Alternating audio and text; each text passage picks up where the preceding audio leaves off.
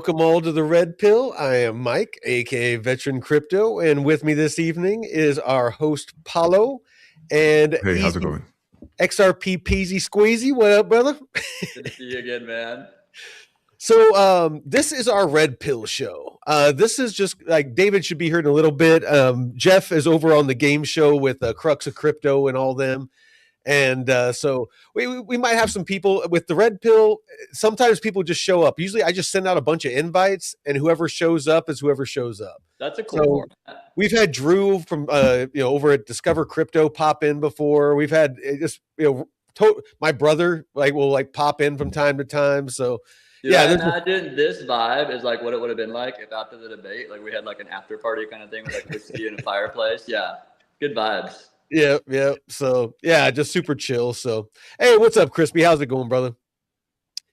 So if you guys could help us grow this channel, because this channel's out in the cold now. It's not on the Node network anymore. It's over on its own. It was dragging our analytics down, and so we came over here to swear and be controversial, so that it didn't drag down the regular channel. So and then you put me on the Node network, and he was like, I apologize, man. Oh, dude, it's all good. I get convicted. It's all good. So Paulo, what's up, brother? How you doing? I'm doing well. How are you guys? I was watching the XRP and the Node channel, and that was very entertaining. That was a good watch. That was a good time. My whole channel loved it. I think the Node network loved it. I think we all had a great time. I think that was, and it made me a bit hostile. Let me ask you this, because I watch it like as an audience, as the viewer. So now I'm interacting with you, and I have the chance to ask you a few things. Oh, yeah. So from what you said, do you understand? And this is the Red Pill, so it's a good place to talk about this. From what I understood, and you correct me if I'm wrong, that the financial system is rigged, that there was a secret meeting that XRP is going to be the next X money. And maybe XRP and Doge is going to be the next X money. Is that right? Well, it's all a connected system. So crypto as a whole, that Bitcoin is the Antichrist or something. It's not that Bitcoin's the Antichrist. I'm just trying to understand. We're just gonna jump. We're gonna go jump right in the deep end on this Red Pill. Let's just fucking send it. All right, let's do this. I'm ready. Yeah. So are you of faith or religion, Paula? Just curious. Yeah. What is your?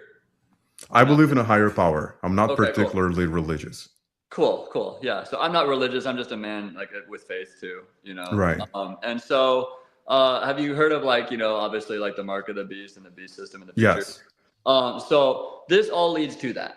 So crypto, the whole project as a whole, it leads and builds to that system, and that's why they want to tokenize everything. They want to tokenize you. They want to tokenize your family, your business. They want to, because if they tokenize it, they can put a value on it, control it, and sell that. And you probably know that, they've already sold our social security numbers, with some sort of weird maritime law or something like that. But why crypto itself is the market? Actually, I actually fact checked that because I ran into that the whole theory that supposedly. We're used as currency, like our birth certificates are used as currency or something. And I actually looked into it. Everything I found said that was debunked. I'd be glad if it was debunked, man. Trust me. When I do my videos, I relate 100% with Alex Jones on this one topic. I relate with him a lot of stuff. But isn't what you're saying is that there is a black market for it? There is a black market for that kind of information.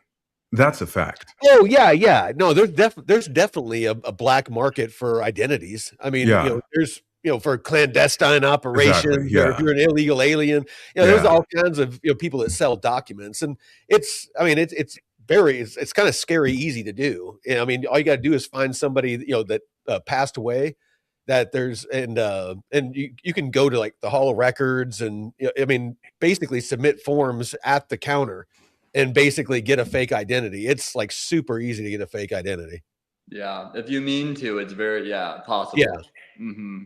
Yeah, and so leads to the beast system. So it'll become the beast system. It doesn't necessarily mean that's the mark of the beast. The mark of the beast will take a while for them to like implement. And the mark of the beast, I think, will be implemented for the sake of convenience. Like people will want the mark of the beast because it'll be convenient. I mean, imagine how easy it'd be if you had like in your hand, like a chip or something like that, or like something like Neuralink, and you were able to go and just like wave and do everything with your identity. And that was just, it would be so convenient. And there would also be like security behind it. It'd be like, oh, it'd be connected to your and all this stuff. I'll tell you, when I was young, like nobody would freaking, even think about going along with something like that. But I look at our society now and just, the attachment that people have to their phones and, the comfort level that they have with tech. I could totally see the majority of people these days just being like, oh, there's a chip that makes my life easier. All right, where do I sign up? Yeah, and people already have. Like, there's like 12,000 people in some European country that signed up for it and did it. I did see that pilot program where they put it in that one guy's hand, and like he has it to like get in his house and start his car, and like he was like the pilot program. I'd be 1,000% down for that if it wasn't for the New World Order's plan for it. Like, I mean, I like convenience. Well, but, why can't I just use my voice? Why can't I just be like, hey, car start, house open, lights on? Why do I gotta have a chip? I'm just like, I'll just use my voice, man. Like, I'll go back to a flip phone if I can avoid this beast system. Right.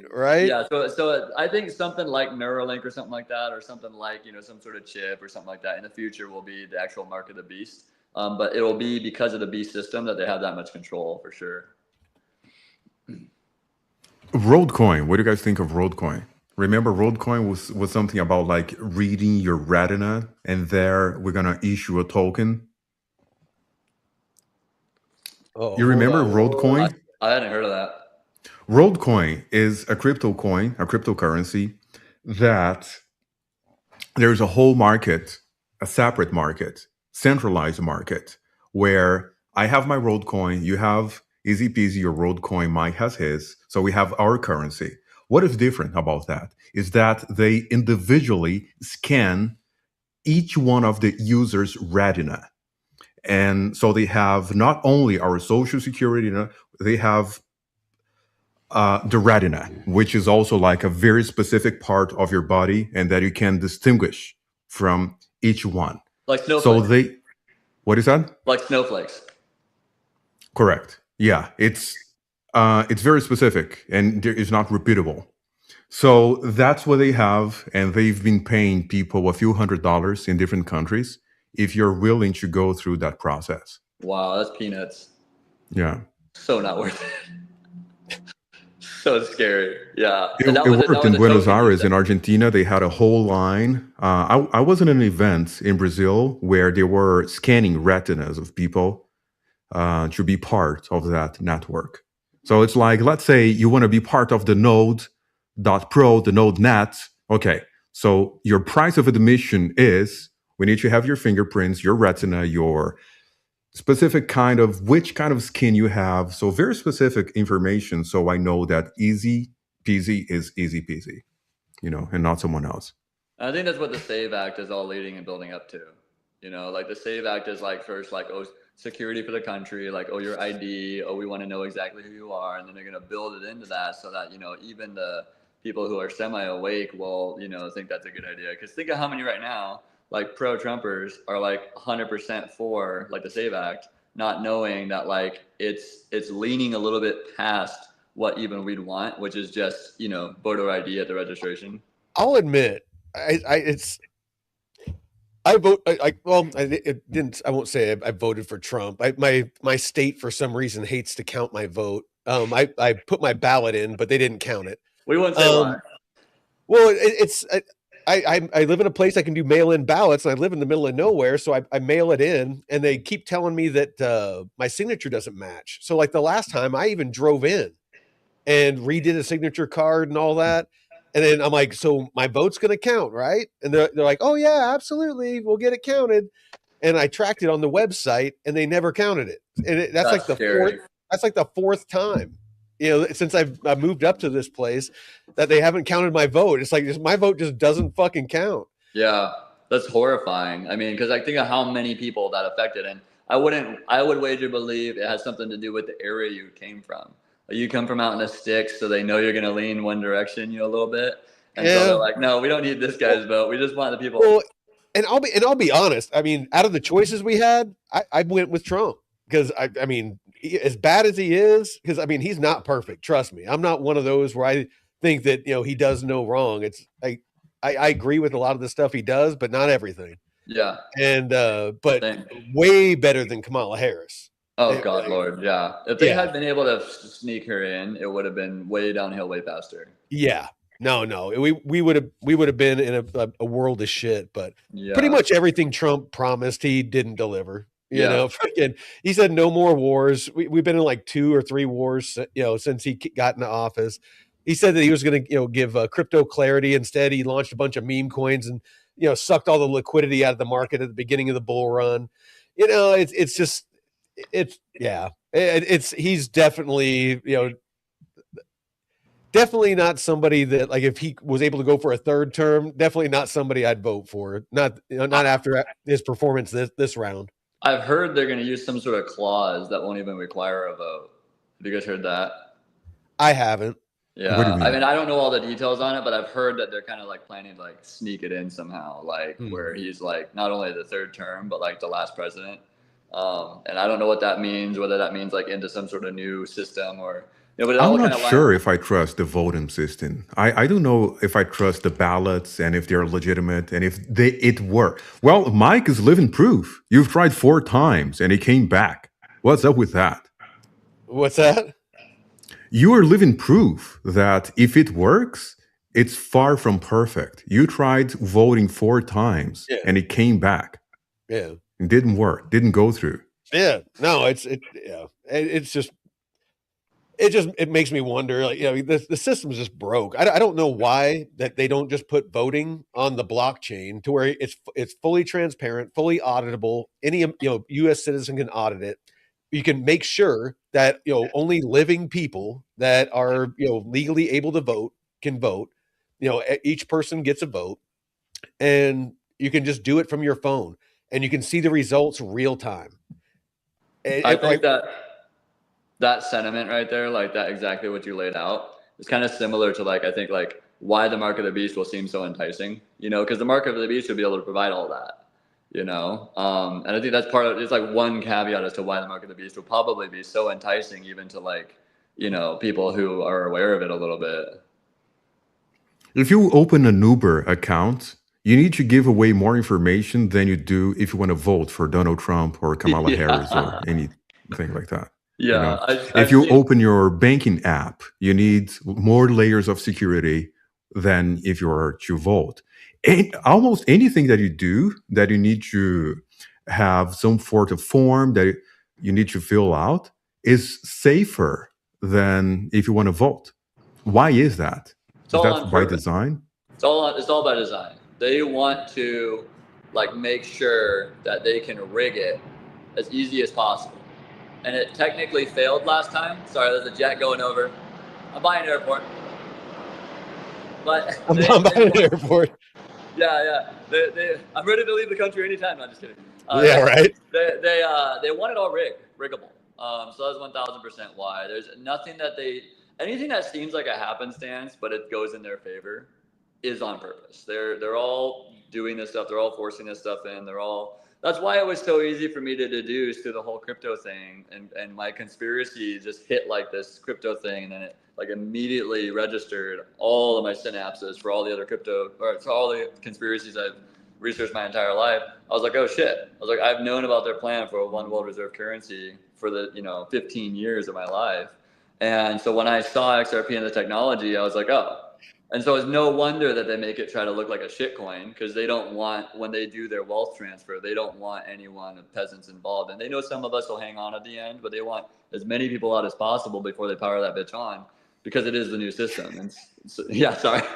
Tangent. No, I'm fucking with David because he's not in here, and he's always late. What's up with that? Well, he is. He's always late, but he was like saying something, and he's talking about money, and I always give him a hard time because he's very unfiltered, and he's Jewish, and so anytime he like starts talking about money, I'm like, all right, Jew, you know, I'm like, don't get all Jewish on me. So no, it's all in good fun, but Yeah, oh yeah, yeah, yeah. You guys seem yeah, like I'm you've just known each other a while. no, we're like him and Jeff's been up here to my cabin like a couple of times, and then him and David actually came up to the cabin a couple of months ago, and I like want to go up to the cabin, dude. I want to do your course, your military not operation. not everybody gets to come to the homestead. The homestead this is my safe place. This is where I keep the energy pure. Do you have to prove lack of XRP holdership? No.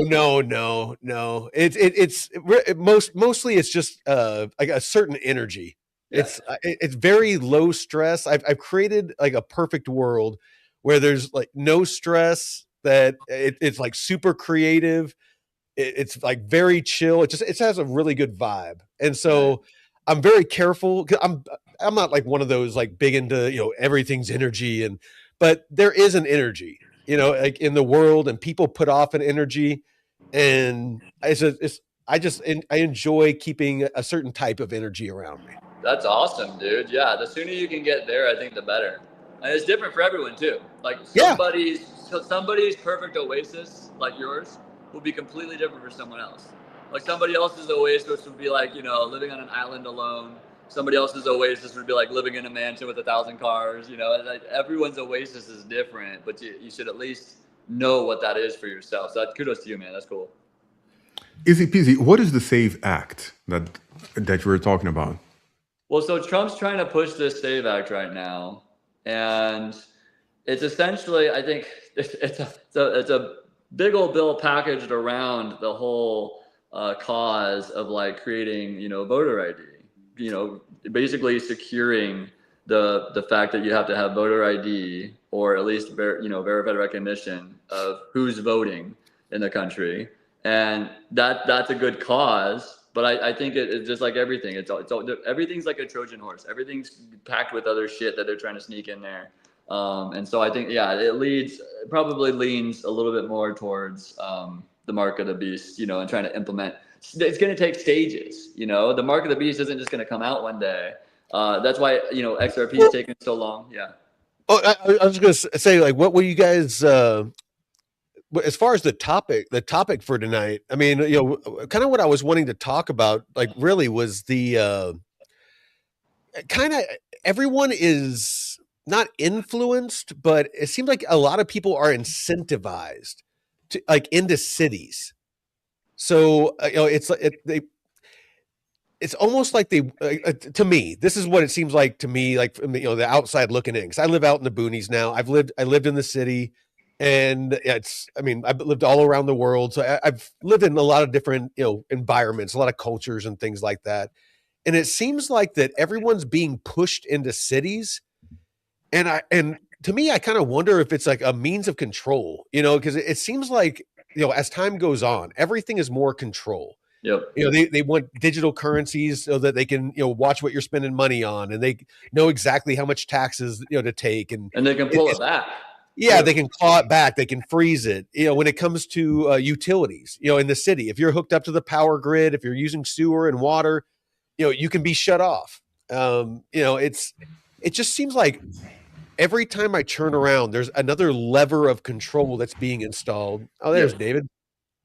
There's another lever of control being installed, in society or by governments or, by something. It's just, it's like this slow grind. It's like, what's that analogy with the boiling pot of boiling water and the frog? Cooking the frog. You turn the water on to boil. You set the window when the water is lukewarm, and then it builds up over time, and they never know to jump out. Yeah, and it's just like that's honestly, when I look at the societies in the world right now, that's what I see. I see a bunch of frogs sitting in lukewarm water, and the water's warming up. Yeah. So, and I see that for everyone in the crypto community too, but like it's what it comes down to. Unless they invest in XRP. Unless they hold XRP, yeah. And so we don't need to go down those rabbit trails tonight. But no. So the smart cities that they want to build, they've already built some. There was a trucker that was delivering stuff to this smart city they're building. So they want to build it. They call them 15-minute cities. And their incentive will be like, oh, you don't have to own a car, you don't have to own this, you don't have to even own the house. You just, you get like this. You own nothing and be happy. Yeah, and you can walk to everywhere you go. You can walk to work, walk to the grocery store, and so they're gonna have cameras on every square inch of that place. And so anyone that gets forced into that box of society will be stuck there. And so that's why, I get so passionate on my channel about people holding XRP specifically because like that, I don't think that they'll be able to claw back XRP. So because they're going to make that a high value asset at some point in time, whether that's a year from now, 5 years from now, nobody really knows, because they're going to make that a high value asset and because that will be in cold storage, they won't be able to touch that for a while. So it'll take a few more years of them implementing the B system and stuff like that. And so that's why I've told people, and that's why I urged you guys to even get like 100, even though that's not like a ton, just as a defensive mechanism, like whether you hate XRP. I got gold, silver, and ammo for that. And that's all equally important in my opinion. Like, one's going to do a more parabolic move in my opinion. But all of those are going to be. Ammo's going to do a parabolic move. Well, it goes parabolic, but not on a chart. So, David, what's up? Before we turn the audio on and see how our boy Jeff is representing us, what are you up to? Oh man, just working. I've been building that stat arb desk, and just going back and forth in Cursor, building that thing out. Really do want to make that something that generates some decent income. So yeah, man, it's a lot of work, dude. Statistical arbitrage is not easy. So started to get some good results, and I'm feeling pretty good about it. But I just been working my ass off, man. And so the topic of the show was the government does not want you to build here. So like if I'm going to bring it back to crypto for a second, I think that our government doesn't want us to build on crypto. I don't think so, man. I don't think so because. When I look at like the Genius Act and the Clarity Act, like these are not good pieces of legislation for anyone who's like an independent builder. They're good if you've got. They can't even get a shitty bill passed. I mean, like the Clarity Act. Everything I've read on it, it's a hunk of shit. They still can't get it passed. Yeah, well, I mean, probably because they haven't figured out a way to steal from us yet. In that act, like good enough, I think that's really what it comes down to is control and monitoring everything for the purpose of theft. And my thesis on the Clarity Act. Sure. So my thesis on the Clarity Act is all part of this pre-planned mechanism. They're going to ignite it at a time of their choosing. So I don't think they're struggling with anything passing the Clarity Act because all the people that are holding back from passing the Clarity Act right now. They're all puppets of the, higher power and stuff like that. So all the people, like not all, but like most of the people in the Senate, right and left, they're controlled by powers higher than themselves. And so the second that they get the call, like, hey, get your shit in there, get your ass in there, open the Senate and pass the Clarity Act, they're going to do it.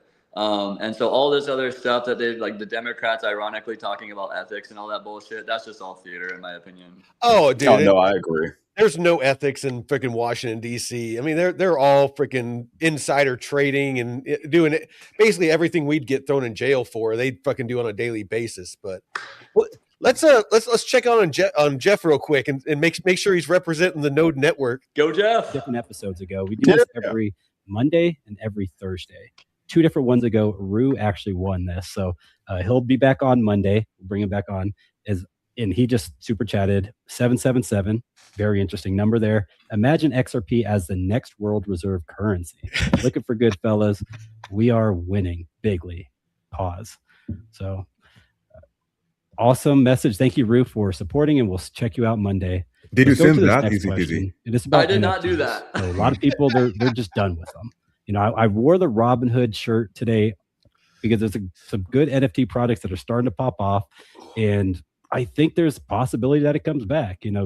Maybe I'm wrong, but let's go ahead and swing this over to Ski first. So NFTs will make a return as a leading crypto niche. So by leading, let's go ahead and define that. Let's make it a top 7. What do you guys think? Do you think Strongly disagree. Strongly disagree? What about you, Peasy? NFTs, I'll be honest, I don't know enough about them. I think that they're a fun niche kind of item, but like, I mean, short answer. I think that there's people that are weird enough to be into that. Yeah. David? Yeah, no, I think that if we're talking about NFTs that like represent real world stuff, 100%, it's going to be big, big, big. Yeah, I that's as usual. I agree with David. It's like it's unless he's talking about Arrow. Unless he's talking about Arrow, then I strongly disagree.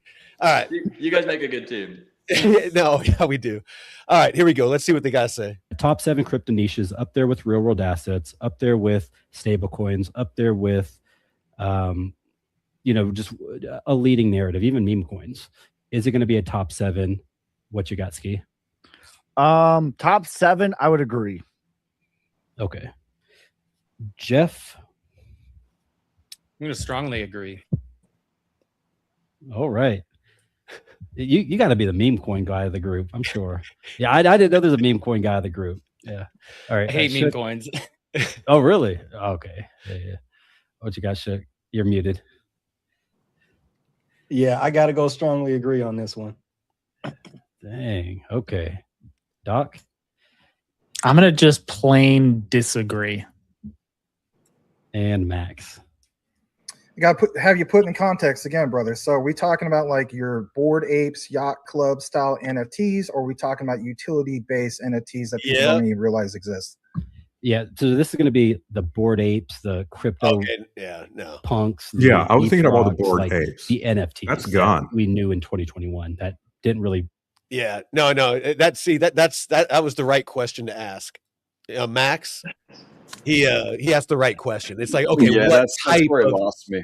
Yeah. Yeah, it's like what type of NFTs? are we talking about cartoon monkeys, or are we talking about RWAs?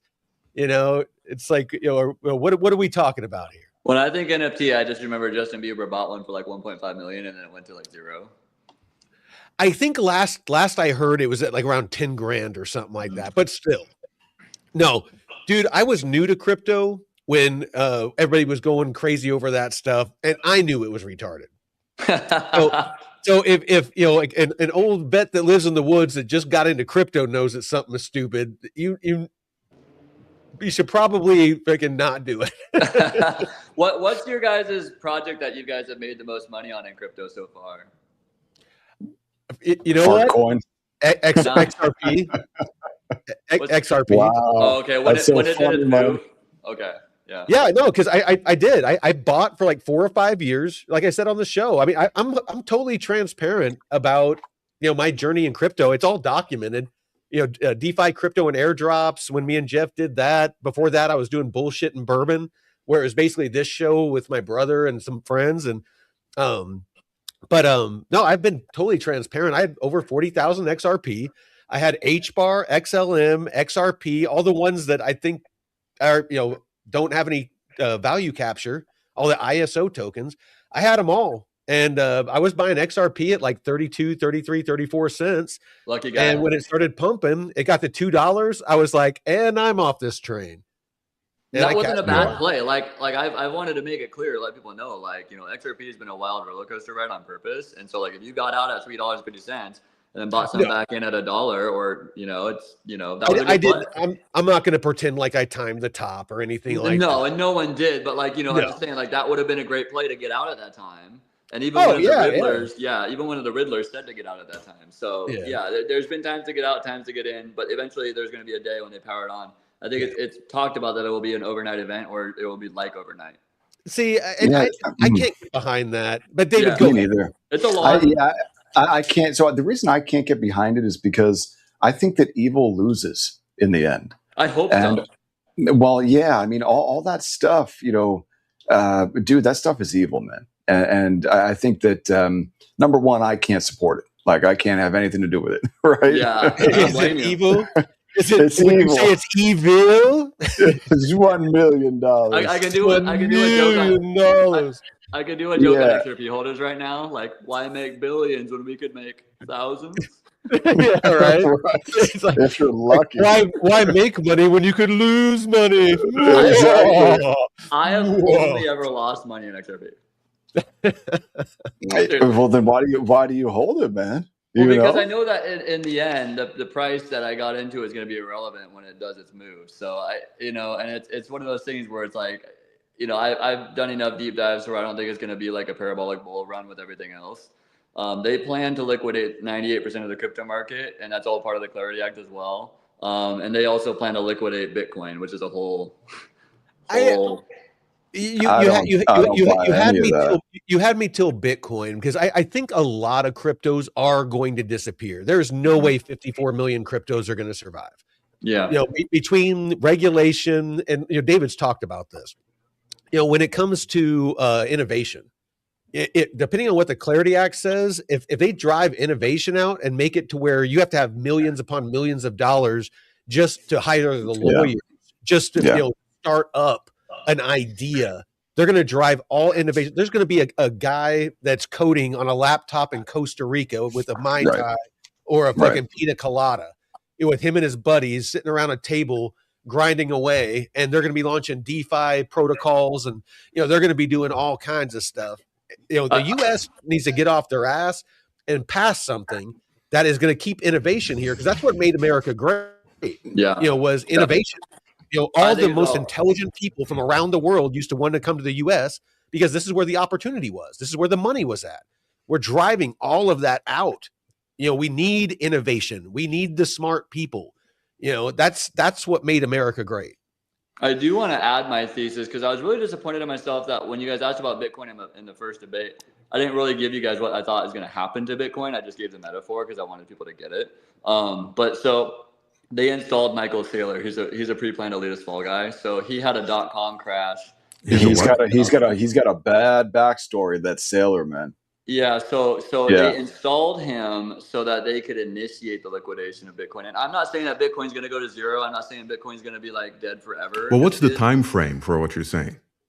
Very, very around the same time as the collapse of the economy. So the next month or two. But what they're in the next 30 days. No, like the next month or two. Like that's based on like 1 or 2 months ahead. Because there's a theory that the Japanese reverse carry trade is going to trigger like a global market collapse, and that will trigger other shorts, and that will trigger other longs. But so my thesis around Bitcoin is that they installed Michael Saylor as a pre-planned fall guy, and they're the ones that propped him up, the New World Order elitists. So they propped him up and put him in there and invested all that capital in there to pump it up. And just like they're pumping the stock markets right now for no reason, like we've been at war for months, and they've been pumping the stock market to all-time high after all-time high. And so they're just fattening the pig for the slaughter before this event happens, because they know how much liquidity is going to have to be required to power on their new financial system. And so that's going to be XRP and the XRP ledger. Surprise! So XRP, this is how you know that Michael Saylor and his Strategy Inc. and also Sam Altman are going to be two of the horsemen of this coming apocalypse. You know how? Is because they're both on Forbes, Forbes cover. They both made it onto the Forbes cover, bro. That has been like one of the best curses out there. Like you make it onto, it's like super consistent. Like you get onto. Who else being on Forbes cover? Dude, and like fucking Scam Bankman-Fried. Okay, that's a good one. That chick who made that company where it tested like a little bit of your blood that was a complete fraud. Okay, yeah. I know who you're talking about. Like Welcome to Yourself or something. Bernie Madoff, a bunch of people. Like when you get like a particular Forbes cover, it's like a guaranteed curse. It's got a name. It's like the curse of the Forbes cover or something. So I think it's more than a curse. I think that's predictive programming. Like they're showing you their plan ahead of time. Kind of like The Simpsons, how there's all the crazy shit that makes it into The Simpsons like a decade before. Thing. Yeah. There's something to that. You agree with I don't know. I kind of do, dude. I think that like there's something to that stuff. I don't know exactly what it is, but I think that there's something to it. And you agree with him that in the coming 60 to 90 days, we're going to have an economic collapse. I mean, I believe absolutely, yeah. I don't look, obviously, because just like my friend David says, there is no difference between being early and being wrong. So it all depends on the time frame, because XRP can make us all billionaires. Yeah, but are you talking 5 months or 5 decades? It's all about the time frame. Yeah, no, I agree with you, Paulo. But like the time frame stuff, like, dude, the more that you read about this AI trade, and then just read about what Japan has going on, like, dude, those two things together, and then like honestly, like what Michael Saylor did in 2000, like he was the trigger in 2000 in March for the start of the end. Like he was like literally the trigger. It's the So end of the world as we know it. well, yeah, man. Bubble also. So And I think Bitcoin's fine. I think that I think Bitcoin's going to be fine, but I think that it'll probably have some significant drawdown. I mean, dude, we're like 55 days away from the end of the bear, so like there should be one. I hope, yeah. We hope. And like, Can dude, I you add to look the at bear market? Anthropic Because that's Anthropic speculation.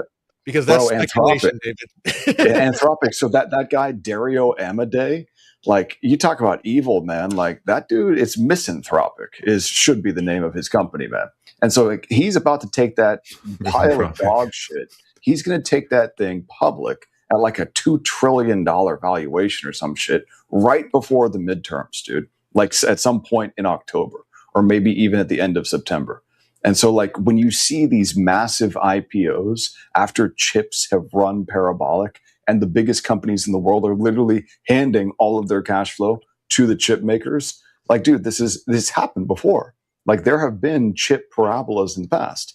And whenever you see the IPOs, that marks the top. And then there's some type of horrible drawdown. And so I don't know if it's going to happen in the next 60 days. I kind of sort of hope so, because it would be such an amazing opportunity to buy. But So we'll see. my theory on the bear market is that they have had it be very consistent over the last like 4 years, or sorry, 4 cycles. So they've had this consistent bear market and bull market cycle. I think the reason they put it in kind of like clockwork was so that everyone was going to think that this is going to play out, and then so bull runners even called it like October 5th every time bull market starts. And so I think they've been doing that in anticipation of wanting to power on the new system. And they're going to send it about a month before. And so that is like, there's a lot of reasons I think that. But I think the reason they've made it like clockwork is so that everyone, even the professionals like bull runners, might get caught off guard and not be 100% in position when these things start to run. And so during that period of time, I think there's several huge problems I have with Bitcoin. And it's not because like I told you, if it was what they said it was, I think it's one of the coolest projects ever, and I'd love to hold some. But I think that they intend to liquidate it first, if they don't just liquidate it forever, because they're going to move Satoshi's wallet. Because you guys remember I was telling you that David Schwartz, I believe, is part of the Satoshi team or was part of the project. I think he has access to the keys. And so I think they're going to move Satoshi's wallet. And then they're also going to liquidate Michael Saylor around the same time. And if you see those two events happen around the same time, you could see some very serious sell orders all around the same time, and then that would be devastating at the time to Bitcoin. And so that's why I've warned people, like, I think that's a danger. And then in the future, that they're gonna, because Russia already came out and said that they're not gonna allow mining around Bitcoin mining around Moscow. And so if that expands, and as this energy crisis, which we all know the energy crisis is a fraud, if this energy crisis builds up, then they come out and say like, oh, no more Bitcoin mining. I mean, that's going to be just one more false flag, devastating effect. So, have you read into anything around the red team that's, taking a look at all the Bitcoin projects right now, all the open source Bitcoin projects? No. Turns out they're all full of bugs and just garbage, especially Lightning. And I've built on Lightning, bro. Building on Lightning is like the biggest bitch in the world. It's a huge pain in the ass. Lightning fucking sucks. But what's really cool about it is being able to send Satoshis like damn near instantly and for free. Like that's super cool. But the Lightning layer 2 is just a bag of dog shit. And that's what they're finding out. And all of these other projects that are built around Bitcoin, all the open source stuff, apparently it's like all just filled with bugs. So yeah, man. I mean, and we just saw that cold card hack, which I don't think was a hack at all. I think that was like we have the Trezor. Did you see? We have the Trezor that they leak customers' information, which is like exactly what you don't want. Like I don't want like bad guys should know that where I live and all personal information about me. There seems to be like something up with hardware wallets lately. They they don't want you to have your own custody. They want you to put it in institutional custody. Right. And I heard a theory today, and don't hold this against me. I heard a theory today in my own Discord group. Somebody believes that Jake Claver is like a CIA implant to get people to get institutional custody, and I was like, wow. I mean, I don't want to believe that, but because I have no reason to believe that. But you gotta have an open mind. That's a wild claim, man. Wild claim. But I mean, like, I mean, they want you to. So if they're gonna say like all these hacks are happening on these crypto cold wallets, I mean, that's just one more thing that's like, oh, well, they obviously want you to. And the Clarity Act talked about storage. The Clarity Act talked about banning cold storage. And so, like, whatever you hold, they want it. But what is controversial about hardware wallets or self-custody is, okay, I'm not trusting Coinbase for my custody. So I'm going to choose to trust another company called Ledger, and I'm going to custody my assets there. Oh, no, I don't like Ledger. Why? Oh, because it's a closed code that I don't know how to read code. So I'm going to trust Trezor. Did you check the code? I didn't. I think most people didn't, but it's an open source project. So I'm trusting a different institution with my assets. At the end of the day, unless you have a complete setup of I randomly generate my seed phrase. So you have like step by step that you create from scratch. Unless you do that, you're pretty much trusting a different institution for your self-custody. Well, but you can do multi-sig too, Paulo. So what you can do is you can buy hardware wallets from 3 different manufacturers. Let's say you get a Ledger, you get a Trezor, you get a OneKey. And then each one of those devices has its own seed phrase, its own key, and those 3 keys own a smart contract. And that smart contract is where you keep all of your assets on an EVM chain or on an SVM chain. I don't know if you could do it on Sui. You can do it on Bitcoin too, though. You could use Sparrow Wallet on Bitcoin. So you've got 3 devices, each have a key, and so you need 2 of 3 signing. So all that means is if one of your keys is compromised, then you're still good. So if one of those manufacturers gets compromised, you're still good. Now, if 2 of those 3 manufacturers get compromised, then you're fucked. Assuming that, not only did they get compromised, but also that your device is part of whatever the compromised wallets were from that company. So multi-sig is the way to go, but it's also a huge pain in the ass, man. That's the point. Yeah. So, I mean, I don't know about the September crash, XRPZ. Like, I mean, dude, the more that you read into the AI trade, though, like, it is obviously a scam. Like, it is clearly a scam. Like, dude, I fucking use this stuff all day, every day. And like, you can build the most amazing software now for $50 a month. Like, you don't even really need that. If you really know what you're doing, a $20 a month subscription, you can build anything you want, like literally anything you want. Or even better, you buy one of those NVIDIA DGX Sparks, set it on your desk, and then you've got free local AI forever. So you don't have to pay a subscription at all. It's just a one-time deal. You buy the box. So like when you take a look at these companies, man, it's just like this circle jerk of financing, and all roads lead back to NVIDIA. Just like what happened in 2000. It's like the human centipede. It is. It is. Oh Lord, Michael. It's like, dude, like who's going to be eating the food and who's going to be Kyle in this situation? Right? You know exactly. Yeah, exactly. dude. Can I say one thing? Should I eat a cuttlefish? Cuttlefish. I want to say one thing in pro of Node Network that I just had happen to me. I was super impressed with your explanation of that whole smart contract cold storage, David, and I was like, this guy knows some shit. Yeah, dude. I mean, I do this for a living. This is all I do, and I've worked with hundreds of people one-on-one, and so I've seen a lot of mistakes. I've made a lot of mistakes, and you learn from that stuff, right? So I know what not to do. That's for sure. That's why we started the channel. Me and Jeff initially, we started it because I was new to crypto and I was just learning DeFi. And so we were like, you know what? Me and Jeff talked. We're like, dude, let's just fucking fumble through this and like show everybody all the fuck ups, just be totally transparent that we're learning. We have no idea what we're doing. We're going to figure it out. And that was a couple of years ago. And then, we were lucky enough to talk with David, and he joined us, and just, it's been like this journey of learning. And, if you go back and watch our first videos, we were just fumble fucking around trying to figure all this shit out. And, now, I mean, we have a really good handle on it, and I mean, David has a very good handle on it, but, I know that I've learned a ton from David. Yeah. I mean, so yeah, I feel like I've definitely helped a lot of people.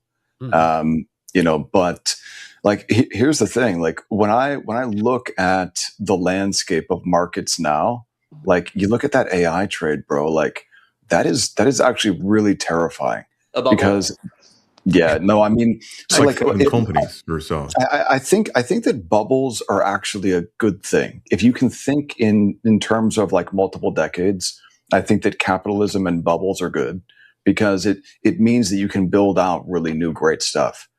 But bubbles also lead to crashes. And when you take a look at the S&P, dude, just like straight up, and you take a look at these chip stocks, and you look at like where the money is actually going and where these earnings are actually coming from, dude, the hyperscalers are fucked. They're so fucked. It's almost like maybe I hope that I'm missing something, but dude, I live, sleep, eat, and breathe this stuff. Like I use this stuff every day. And like, it doesn't make any sense for OpenAI and Anthropic to have the valuations that they have because they don't make enough money. Like the ROI is simply not there, and it's not going to get there quickly enough to outpace the debt. The debt is going to come due before the money arrives. So, and then you got, China, which is basically fucking OpenAI and Anthropic. Like they've stolen all their models.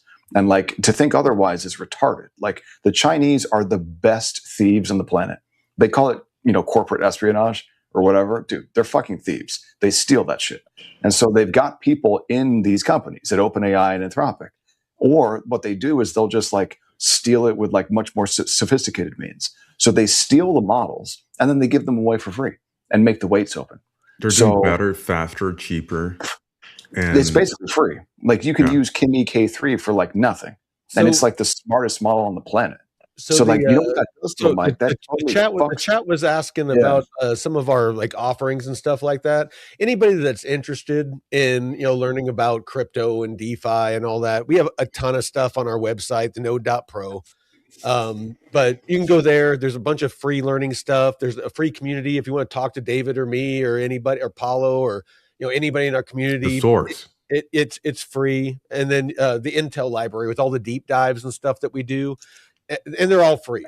And then if you want one-on-one coaching, like if you want to get serious about, crypto and DeFi and, doing advanced strategies and, seeing about how you can maybe tweak your portfolio, he can't give you advice, but, he can, tell you the pros and cons and, things like that. But there's one-on-one coaching with David. It's a paid service, and we offer all kinds of stuff. But 80% of it's free.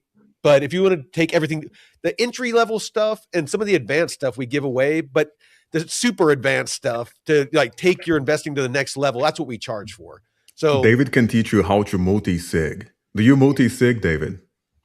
I don't. But the reason why I don't, Paulo, is because it's a pain in the ass. Correct. And, but that's the only bulletproof method for self-sovereignty or self-custody. But it introduces other risks, though. Mm-hmm. So, like, I agree. If you have one hardware device and you've got one seed phrase and you keep your assets on that device, okay, great. Well, if you lose the seed phrase and you lose the device, then you're fucked. But if it were a cold card, you're trusting an institution again. That's the kind of the irony of self-custody. The cold card wasn't necessarily trusting an institution. The cold card was people didn't audit that, and they should have. And it looks to me like pretty damn clear that what happened was the guy who built that thing built that bug in intentionally and just waited. and then he built the exploit and waited to deploy the exploit. And he stole like 100. It looks like to me, it looks like he stole like $150 million. Retirement bug isn't what they called retirement bug. Yeah, he called it a retirement attack. Like, no, he was tweeting about it. He was tweeting about it. He made up the term for his own attack, and then he implemented it, man. And it looks like he stole $150 million. And I remember going to meetups in Charlotte, North Carolina, and all the Bitcoiners was saying, "But if you want to be really safe, you need to get a cold card because that is the number one." I remember I heard that time and time again. You gotta have a Bitcoin only hardware wallet because Ledger and Trezor, they're all those shit coins. And so that's the kind of the irony that I've been thinking about this since the cold card thing happened. Because is it possible that a similar thing will happen to Ledger? Oh, it's totally possible because is it possible that a similar thing will happen to Trezor? So the only bulletproof way would be to have a multi-sig. But at that point, if you have like literally 2 or 3 layers of security with different hardware wallets, it's so incredibly inconvenient that it is statistically safer for you to have it at a Coinbase or Binance or but then you don't own anything though. That's the difference. And so here's the thing: if you want to self-custody Bitcoin, the safest way to do it is to use Sparrow to get 3 wallets from 3 manufacturers and set up a multi-sig using Sparrow. That's the way to do it. Or you can trust Trezor and get their the Safe 7 with that EAL7 chip, and then just run I understand, David, but you are prepared to do something like that. I can learn to do something like that. But for most people, if they go like multi-sig and they screw up, they're going to lose their capital and that's it. It's gone.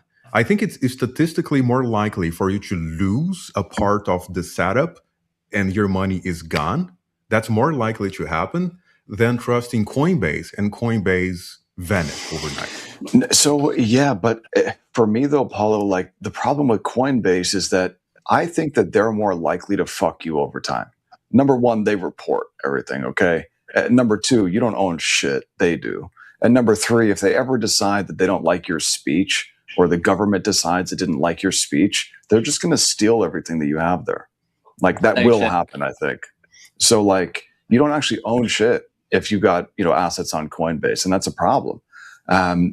But yeah, man, I mean, the whole it's a challenge. You got to agree it's a challenge. Self-custody is a responsibility, and most people don't like that. Being responsible for your own assets is difficult. Think about it this way.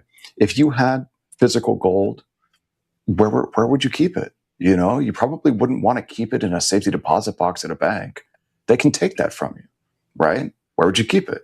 You'd probably want to custody it at your home. You'd probably want to have some weapons so you can defend yourself. Right. Like these are, this is part of sovereignty, right? Is owning your own stuff. And so when it comes to digital assets, hey, you know what? You got to learn how to do this properly so that you don't get fucked. And what percentage of people is ready to have a multi-sig? Very few. 0.01%. 1%? Yeah. 0.01%. Less than that. Yeah, that's exactly. what I'm getting at. But a Ledger or Trezor is pretty user-friendly. But when we get to like multi-sig territory, and I agree that would be like the bulletproof standard, it is complicated. It offers it's challenging. Yeah, no, it definitely is. But I think it's probably the safest way. So yeah, man. But when I look out at markets though, you guys, it's like almost the end of the bear. Like I've been waiting for this, man. I'm waiting. And now what I'm thinking, I know, right? Like I'm kind of rooting for like a bit of a drawdown here into October. Simply because like, man, I think that we might be able to pick up Bitcoin and ETH and a bunch of others, for a discount to where they're trading now. And then, dude, and then when you look at that AI trade, dude, like that shit is obviously a fraud. Like just because like, it's the biggest companies in the world. And, remember that book the smartest men in the room. I think what I'm going to do tonight is I'm going to buy. I wrote it. You did. It's about Enron. It's about Enron, right? It was an autobiography. Yeah. Yeah, I mean, so dude, but that, like, everyone looks at these guys running these tech companies as like the smartest guys in the room, right? And that they're not capable of fucking up, and that they're telling the truth. Most of those guys are like fucking Elon Musk. They're fucking autistic, where they're smart as shit in like one very focused thing, and they're absolute retards in everything else. And they have zero social skills, and they get a little bit of attention, like freaking. Did you see? And Mike, they think that they fucking think that everything that comes out of their mouth is fucking gold. You know, vaccines and fucking 3D printed meat, and it's fucking retarded. Yeah, I mean, dude, Zuckerberg, like, have you seen his, like, I mean, good for him that he's got a wife that he loves and all that shit, but I think that Zuckerberg sucks, bro. I think that he stole that idea from the Winklevoss guys. Oh, he seems like a weasel. Yeah, dude. And, you're talking about autistic, man. Like, did you see him on that, I don't remember who was interviewing him, but some podcast. His wife looks like a dude. Yes. I didn't want to say it, but yeah, dude, she looks like a dude. He looks like a Chinese dude. How come like the richest man? Well, am I lying? How come the richest man in the world, one of the richest, like top 5 or something, is not able to find like a beautiful wife? How's that beautiful, smart, intelligent, all that? Beauty's in the eye of the beholder. It's just it is. He found what he felt was beautiful, and you know what? So you think that his standard of beauty is a Chinese dude? And you know what? Maybe. I mean, maybe she's smart as fuck. I don't know. I have a hard time believing that. I don't know. Mic drop, Paolo. Yeah, I know. Well, if that's true, maybe his standard of beauty is a Chinese. I knew dudes that I used to love going out to the club with them, because I knew dudes that lived in the barracks that they like the big girls, and I don't like the big girls. So I'm like, hey, I'll go out with you to pick up girls, because you'll hook up with the big girl. I'll get her cute friend. We all win. You know, it's everybody has their thing. So Mike, you guys, you know which one of these companies is going to blow up first off this AI trade? It's fucking Meta. Meta blows up first, dude, because they're one of the hyperscalers that really started to borrow to get a big piece of this first. They started to borrow first. I think that Apple survives and Apple thrives because Tim Cook was smart as fuck. He decided, you know what? We're not going to chase this.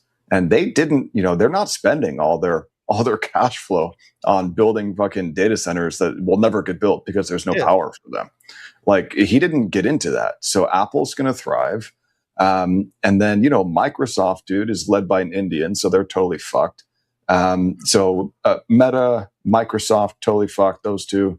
And then Google is led by an Indian too, so they're probably fucked too. And they've been borrowing in a motherfucker, dude. Have you seen? Have you seen how much are like Jewish people at war with people from India too? I mean, dude, I just like, so, when I was traveling around, I started in Santa Cruz and made my way up through Napa up to Ukiah. And when I was in Santa Cruz going through San Jose, I stayed for a night in San Jose. There's a big population of H-1B guys from India. And I stayed at an Airbnb for a night with, some fresh off the boat Indian dudes who had H-1Bs working at Intel. And I asked them, like, why do you guys all scam? Like, why is scamming a thing in India? And they were like, fucking, it's part of our culture, man. Like, that's just like what we do is we scam people. And I was like, fuck, man. That's just what we do.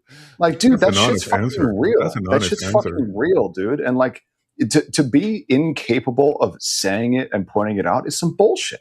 You got to be able to say, like, hey, dude, your culture fucking blows dick. Like, what the fuck is wrong with you? You call people up and you steal from them? Like, what the fuck, man? But it's true, dude. It's not totally true.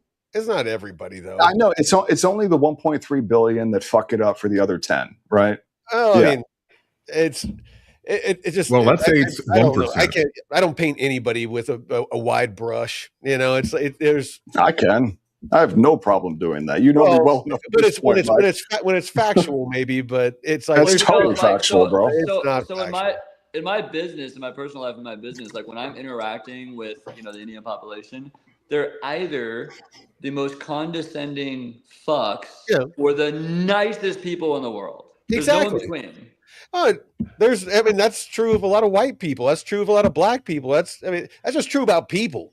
There's scammers and there's freaking, you know, people that lie and cheat and steal. And it's just, there's people of all, you know, it doesn't matter. Basically, all I'm getting at is that's just society these days. I don't think so. I think that there are certain populations that are much more likely to engage in certain behaviors. You've got to be able to point that out. There is, but no one has a monopoly. I mean, it's just like, I mean, I don't know, bro. Somalians I would rather lose my wallet in Finland. I'd rather drop my wallet in Finland than in not Dubai, freaking downtown LA.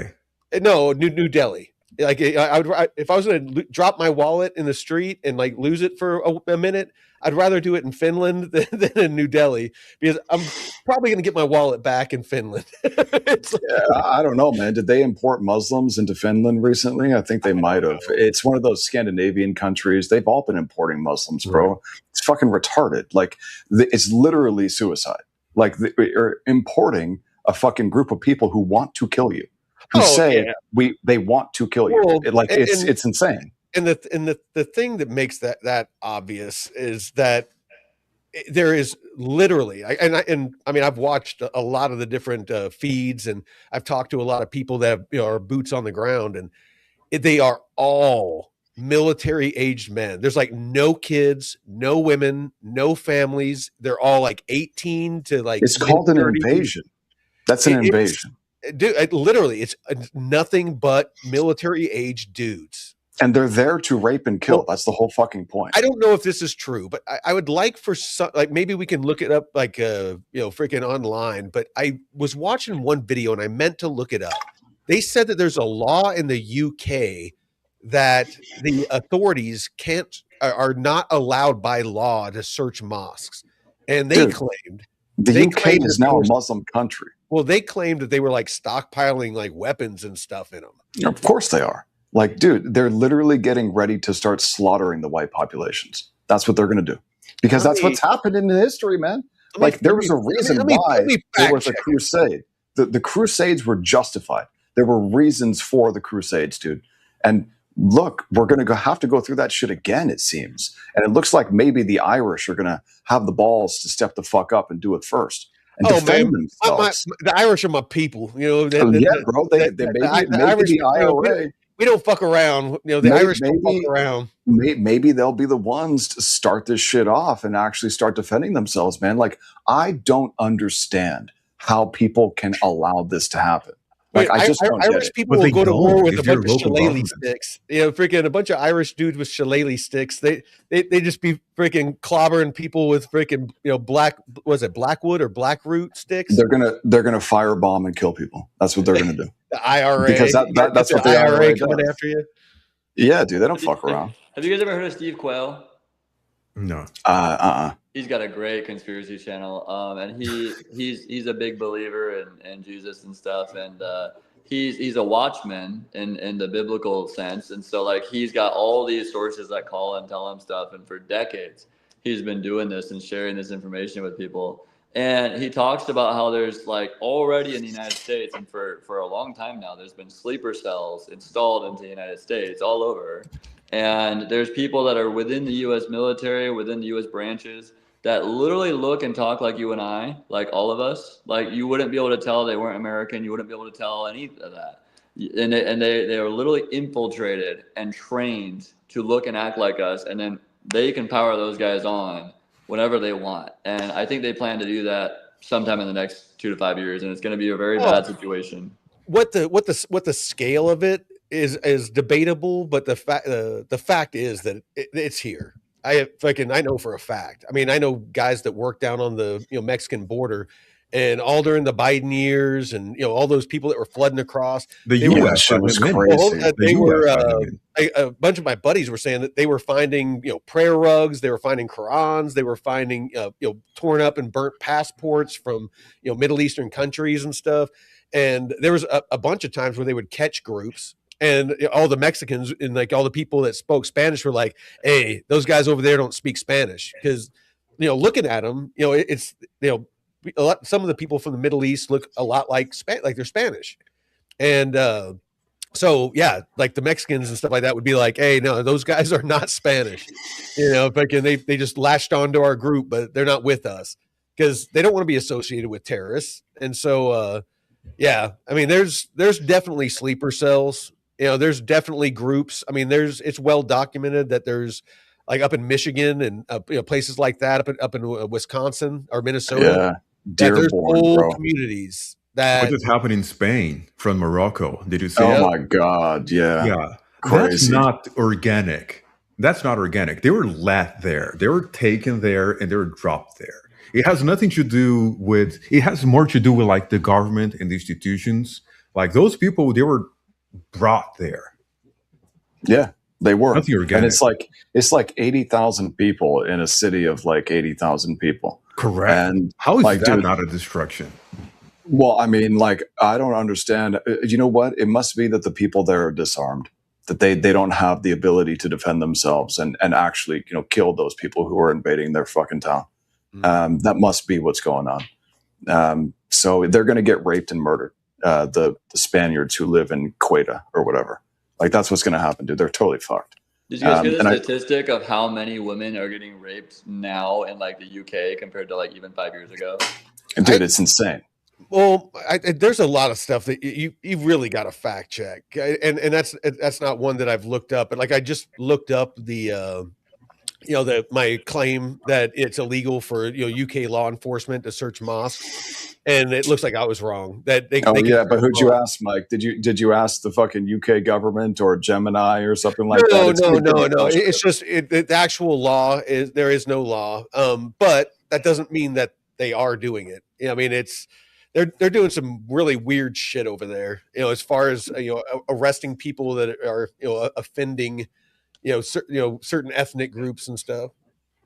It's Muslims and Islam. Like, is it true that Muslims, regular British people, they cannot carry any kind of weapon, not even a knife. But Muslims, they can because it's part of their religion. So they can carry a dagger or something because it's part of their religion. The only one that is part of their religion is Sikhs, and Sikhs are not Muslim. They get mistaken for Muslims quite a bit. They wear the turban and send them back. Send them back. What the fuck are they doing? They're not British. I mean, do you know what a Sikh is?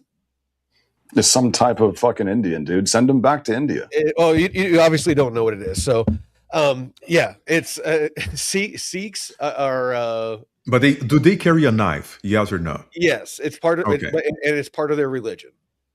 Okay, so they can carry a knife, and regular British people cannot because of their religion. That's what it comes down to. I just claim I'm Sikh. That's what I'm getting at. Like, yeah, I'm Sikh. So Moon Raider says that he got arrested for carrying a 1.5-inch pen knife on your keychain. Like, dude, I don't understand. Like, it doesn't compute for me. No. Like, it must be because the UK was disarmed. That's so Paulo, you would get arrested, I guess, for like carrying that. Yeah. Dude, I carry. But it's part of my religion. That's what I'm saying. Everywhere I go, I don't leave the house unless I'm carrying something, dude. Like, literally, like I can't do it. My hands are weapons. Mike would love to see Mike in action someday. Oh, dude, yeah, he's the real deal. I would love to see you in action someday, Mike, is what I said. I remember when they were doing that karate combat, like all the crypto people were doing that karate combat. I volunteered. They didn't take me up on it.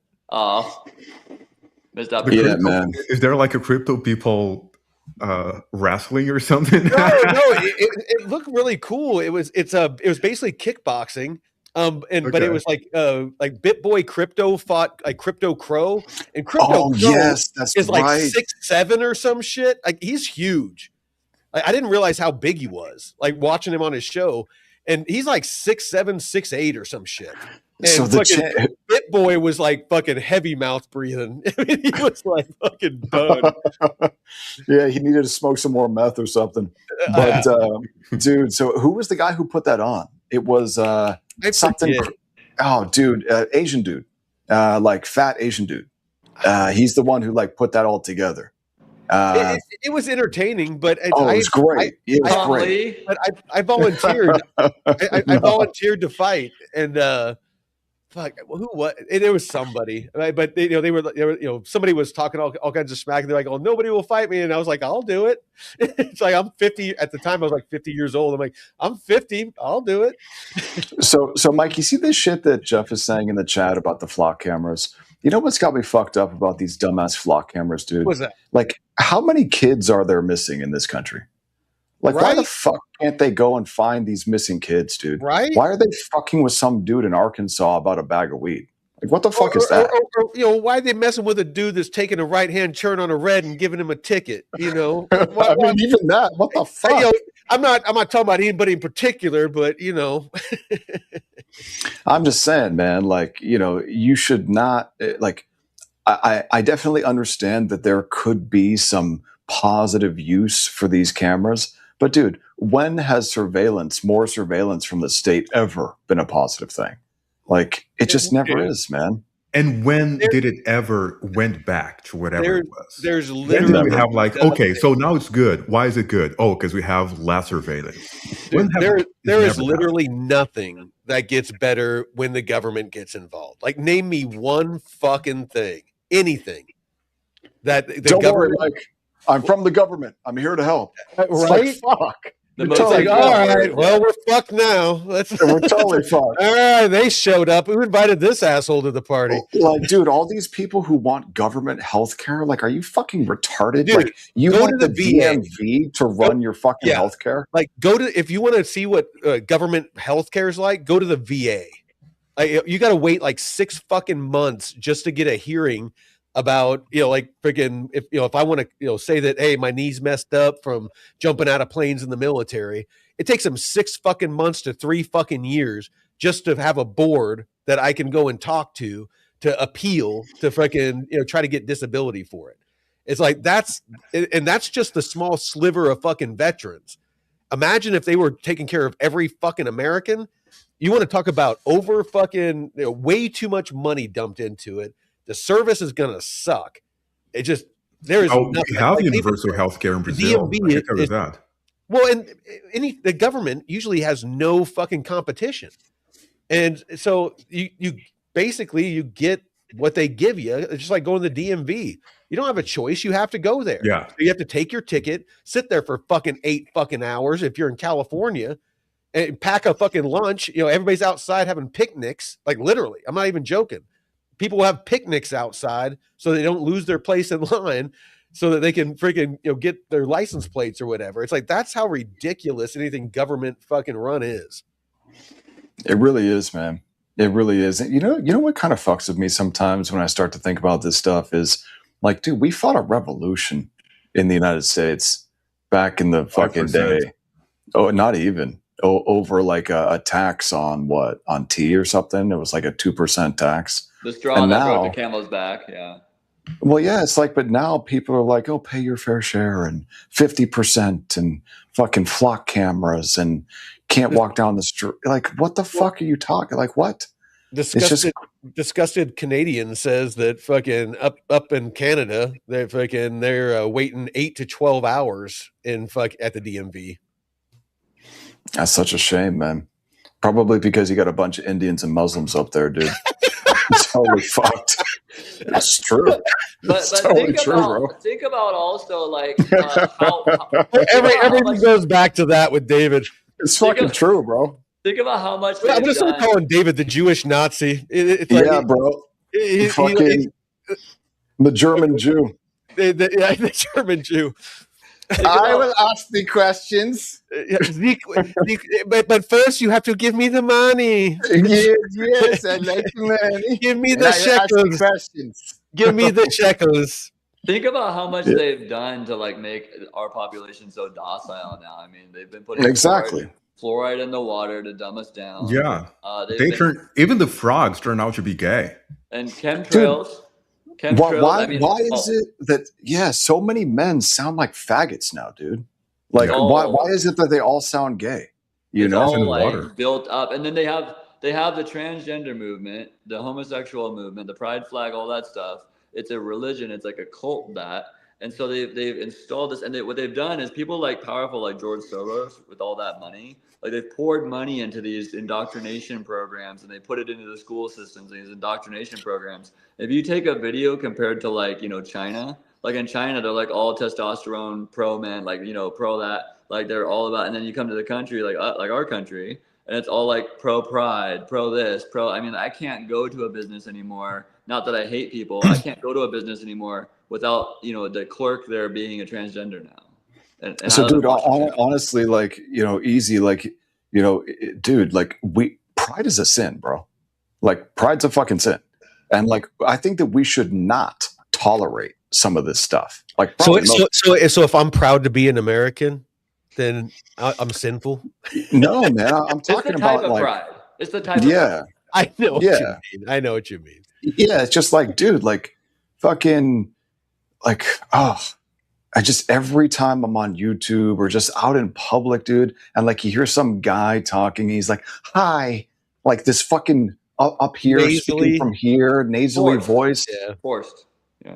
No, dude, I think it's from vaccines. I think it's from the food being toxic as fuck.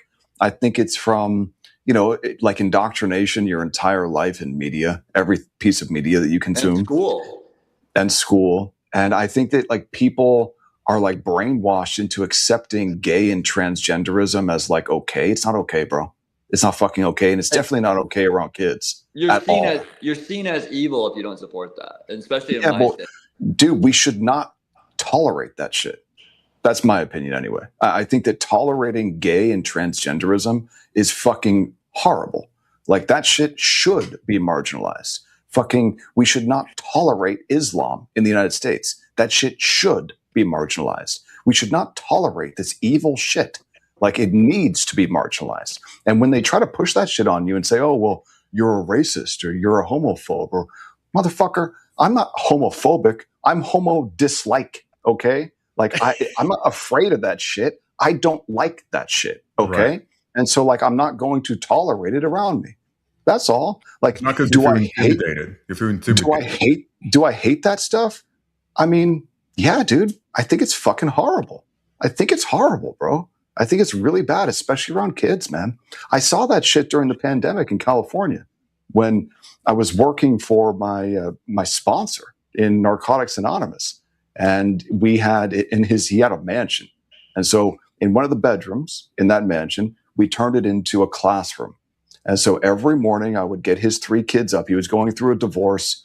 And so I was taking care of his fucking kids because his wife, soon to become ex-wife, was retarded and like completely useless. So like he basically hired me to live in and take care of his kids as he was going through that shit. And so every day during the pandemic, I would get them up. I would make them breakfast. I would sit them down in that classroom that we built. And then I would watch them as they were on camera going to school. And the shit that I saw, it's like, bro, it was like one of the wealthiest fucking cities in Northern California.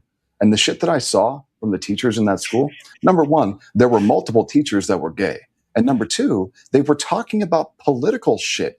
And dude, this is elementary school. These kids were 7 and 10.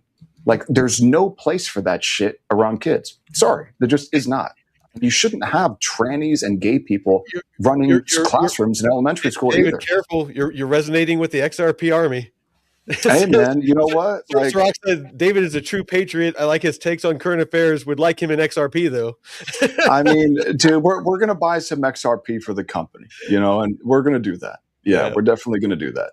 But I'm just saying, man, like, we tolerate so much faggot ass bullshit now, and people even push it on you, and then they try to make you out to seem like there's something wrong with you. You don't accept. That's where I draw the line. It's I don't care what 2 consenting adults do in their own bedroom.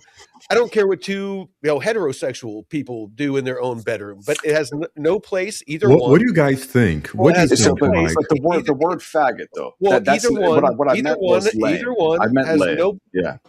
either one has no place around children.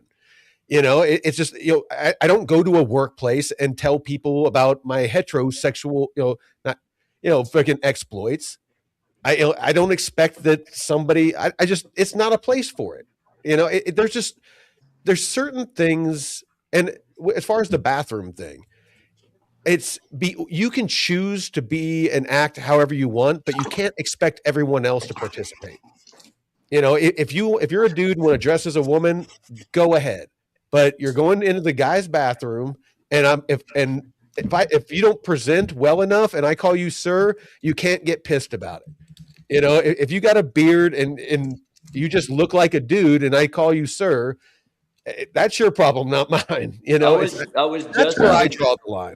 I was just having this conversation with my nephew today. Exactly this conversation. It's an indoctrination, it's propaganda, and it's pushed on like a cultic religion. And so it's like, if you don't agree with them, or if you don't recognize them for what they believe they are, then it's like all hell gets let loose. And what they're doing is they're preying on the people that don't have their own identity. If you notice, there's some common theme between the transgender people that I run into. Like I said, I don't hate them. I treat them great. I talk to them just like anyone else. But like, what you notice about them is that they're kind of meek, or they're kind of different, or they're kind of off. And so they lacked an identity. And you're supposed to find your identity, at least in my faith, through Jesus Christ. You're supposed to find your identity and build your identity based on that. So when they have no identity, they have nothing they built their life on, no individual identity. So they prey on that mindset. That's why they're all, when you see those pictures, are like, why do all trans people look the same? I mean, it's a group they're pulling from to add to their army. And it's like, it's the group they pull from to add to their army for propaganda.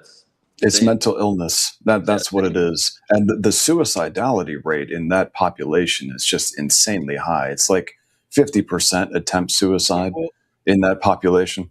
Well, gentlemen, I've had a long day, and I'm thinking it's time for me to surf a couch. So let's go around the horn and let's do closing thoughts. So, Paulo, what you got for us? Yeah, I would ask you guys if you have kids and if you would send them to school, or if you would homeschool them. Can I ask you this, Mike? Do you have kids? Would you send them to school? No. Would you homeschool your kids? Oh, absolutely. No, it's like I don't have any kids, but if I decided to have some, you know, one day, I'd 100%. I would homeschool. I'd hire somebody, or I'd do it myself. You'd be a cool dad. We need some more miniature Mikes running around. You should make some kids, man. I just never found a woman I trusted, to be honest. You know, it's like, I'm not going to have a kid with a woman that I am not 100% fucking sure is going to stick around, because I hope she finds you, man. You deserve it. Well, it's just, I'm not letting I watched it too many times in the military. I'm not watching some random fucking dude that I have no say in, you know, that gets to raise my kids and live with my kids. I'll fucking choke somebody. It's like not going to fucking happen. So I've opted to not have them, but, you know, just, there's not a whole lot of ladies out there that have those old school values. You know, it's, you know, there's certain things that, you know, just, you know, I fancy myself a person of integrity. And integrity. And you know what? How hard is it? Like, you know, with people that cheat, you know, people that lie and cheat, I have no respect for, because if somebody that you supposedly love and care about, if you would hurt that person and betray them, because all you have to do, if you're not wanting to be with somebody, just tell them. Just be like, hey, I don't want to be with you. But you know, it's like everyone just on the drop of a dime these days. I mean, they'll fucking betray somebody for fucking $5, you know, just that old school fucking, you know, shake somebody's hand. I make a deal with you and I shake your hand. You know, that fucking means something. Your reputation is currency. You know, those are the days I wish I was born in, where, you know, you shook somebody's hand and you didn't fucking follow through. You know, then, you know, you were ostracized by the community. You know what I mean? I agree with you, man. And I have two kids. I have a 3 and 5-year-old. And so I wanted to homeschool our kids. And my wife is actually a teacher. And so she became a stay-at-home mom. But my wife's parents, they're very far left. And my wife is neutral, doesn't want to hear about politics. Yeah. And so we had a huge battle. I think the biggest marital battle we ever had was over vaccination.